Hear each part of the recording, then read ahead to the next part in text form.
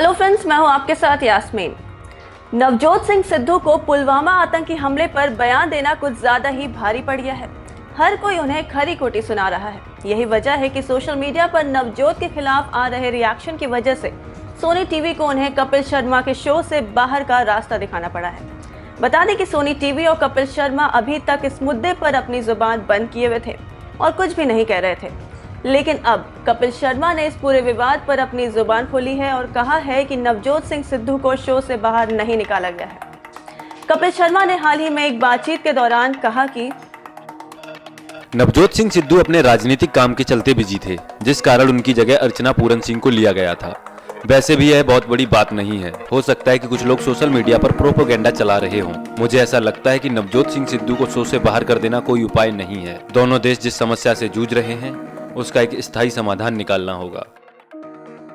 इतना ही नहीं, कपिल शर्मा ने पुलवामा हमले पर भी बात करते हुए कहा, हम लोग इस मामले पर सरकार के साथ हैं, लेकिन अभी हमें स्थायी समाधान निकालना है। पुलवामा में हमारे जवानों पर जिस तरह कायरतापूर्ण हमला हुआ है, उसके बाद हमें असली दोषी को छोड़ना नहीं चाहिए। तो देखा आपने, कपिल शर्मा ने जहां एक तरफ पुलवामा हमले का विरोध किया है, तो वहीं दूसरी तरफ नवजोत सिंह सिद्धू का खुलकर सपोर्ट किया है। देखने वाली बात तो अब ये होगी कि सिद्धू का सपोर्ट कर कहीं कपिल शर्मा ही ना फंस जाएं। वैसे आपकी इस पर क्या राय है, हमें कमेंट करके जरूर बताएं।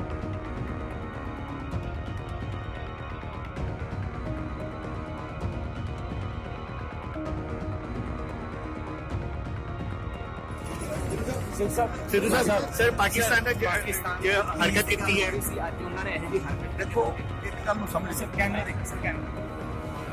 निंदनीय, it is a cowardly act.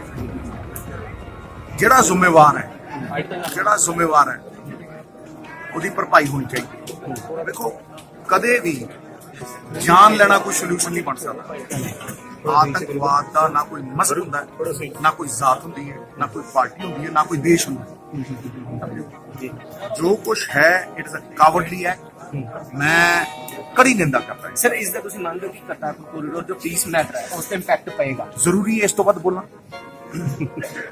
इसका कोई परमानेंट सोल्यूशन इंटरनेशनल कम्युनिटी को साथ लेके ज़रूर होना चाहिए और सज़ा याफ्ता भी ज़रूर करना चाहिए, लेकिन साथ बाय साथ इसका मुझे जो लगता है कि डायलॉग से इंटरनेशनल कम्युनिटी का प्रेशर पूरी तरह से करके किसी को गालियाँ निकालने से ये नहीं ठीक होगा। इसका एक परमानेंट सोल्यूशन आना चाहिए। कब तक हमारे जवान शहीद होते रहेंगे और कब तक ये खून खराबा चलता रहेगा? सर दो देशों के रिश्ते में खटास हुई। देखिए, एक बात आप समझ लीजिए, मैंने आपको पहले कहा ना कि हर देश में there is the good, there is the bad, there is the ugly. ये जो चंद लोग ये सब कुछ कर जाते हैं, इनको सज़ा याफ्ता करना चाहिए, लेकिन इसका मतलब ये नहीं कि पूरी कौम को आप चपेटे में ले लो। मुझे लगता है कि हर हालत में जो कुछ भी हुआ है उसकी इंटरनेशनल कम्युनिटी में, पूरे वर्ल्ड में निंदा होनी चाहिए और उसका एक जिसको कहते हैं ना कि उसकी निचाई पूरी गहराई तक जाके उसका आत्मचिंतन होना चाहिए और एक परमानेंट सोल्यूशन डायलॉग से ज़रूर निकलना चाहिए।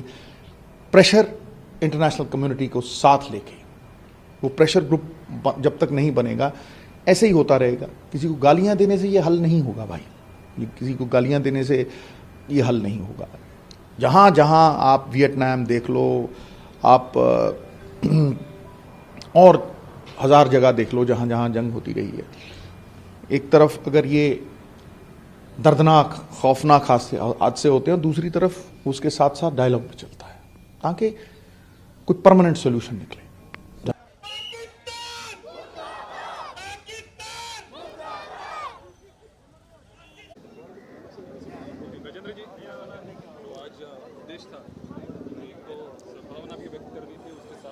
देखिए, ये जो हालात हैं इस वक्त देश में, हमारे जवानों की शहादत हुई है।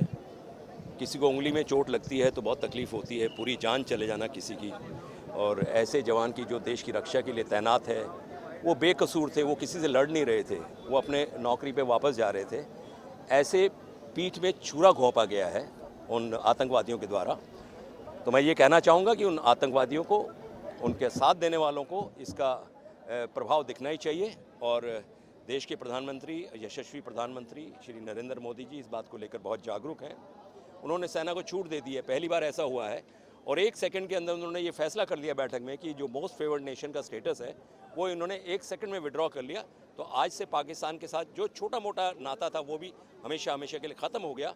और पाकिस्तान जो है हिंदुस्तान से ही निकला हुआ हिस्सा है, हिंदुस्तान का नालायक बेटा है। उस नालायक बेटे को ये सबक सिखाना बहुत ज़रूरी है कि बेटे बाप से टक्कर मत ले, ख़त्म हो जाएगा हमेशा के लिए। उसने टक्कर लेने की कोशिश की है, तो मुझे लगता है हमारी सेना जो है इस बात को लेकर बहुत सक्षम है। और कुछ ही दिनों में, चंद दिनों में, बात बहुत दूर की नहीं है, मैं नहीं कहूँगा कि महीना 2 महीना लगेगा, चंद दिनों में किसी भी रात को आप सुबह उठेंगे तो सारा मीडिया अचंभित हो जाएगा कि ये क्या हुआ। जहाँ 40 मारे हैं, 400, 4000, 4 लाख तक मरने की संभावना है पाकिस्तान लोगों की। और पाकिस्तान को एक बार ये सबक सिखाना ज़रूरी है कि आज के बाद हिंदुस्तान से टकराने की हिम्मत ही बंद कर।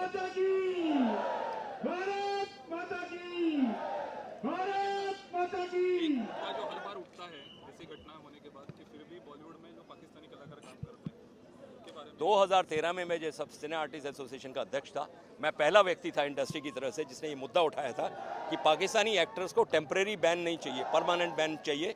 और मीडिया ने उसे बहुत बड़ी कवरेज भी दी थी। लेकिन हमारे चंद लोग, क्या होता है कि विभीषण सब जगह होते हैं, तो उन विभीषणों ने जो है ये मुद्दे को नकारने की कोशिश की थी। लेकिन आज फेडरेशन ने ये फैसला किया है कि आने वाले समय में, क्योंकि इतना बड़ा हादसा हुआ है, आने वाले समय में पाकिस्तानी किसी भी कलाकार को, सिंगर को, टेक्नीशियन को, निर्माता निर्देशक को यहाँ आने की इजाज़त नहीं है, काम करने की इजाज़त नहीं है। सरकार ने भी जो MFN का जो उनको स्टेटस दिया होता वो भी विड्रॉ कर लिया है, तो उनके आने की संभावना हमेशा हमेशा के लिए ख़त्म हो गई है। और देश के अंदर रह के कोई भी देशद्रोही बात करेगा, फिल्म इंडस्ट्री का कोई भी व्यक्ति जो है फिल्म इंडस्ट्री के खिलाफ बात करेगा, देश के खिलाफ बात करेगा, सेना के खिलाफ बात करेगा, उसके अगेंस्ट भी वही एक्शन होगा जो आज फेडरेशन ने पाकिस्तानी एक्टर्स के लिए लिया है। Thank you. किसके? हाँ, देखिए ये वो क्रिकेटर्स हैं जिन्होंने हिंदुस्तान का झंडा हमेशा ऊंचा रखा है। तो मुझे लगता है कि इनको देखकर हमारे आम जनता जो है बहुत प्रोत्साहित होती है। और ये एक संदेश है सेना के लिए कि जैसे हम क्रिकेट के ग्राउंड में इनके छक्के उड़ाते हैं, आज बॉर्डर के ऊपर आपको इनके छक्के उड़ाने हैं और इनको इनकी सीमा से भी पीछे पहुंचाना है। कौन सिद्धू जी? नाम बताइए, कौन सिद्धू जी? मैं नहीं जानता किसी सिद्धू को। किसको? कौन सिद्धू जी? ऐसे आदमी को निकाल नहीं देना चाहिए, उठा के फेंक देना चाहिए। वो पाकिस्तानी प्रेमी है, उसको पाकिस्तानी भेज देना चाहिए। अरे भाई, तू बार बार वीज़ा लेके क्यों जाता है? हमेशा के लिए चला जाना वहाँ पे।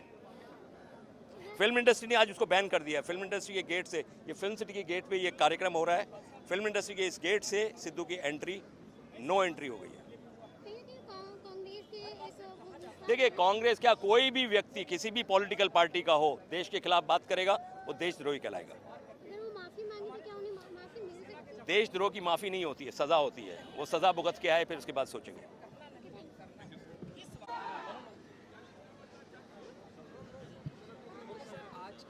आज जो ये फेडरेशन के साथ मिलकर किया, इसके पीछे फेडरेशन की अपनी एक भूमिका है। हमेशा लोग कहते हैं कि फिल्म इंडस्ट्री फिल्में तो बनाती है लेकिन बाद में उसके बारे में कुछ नहीं करती।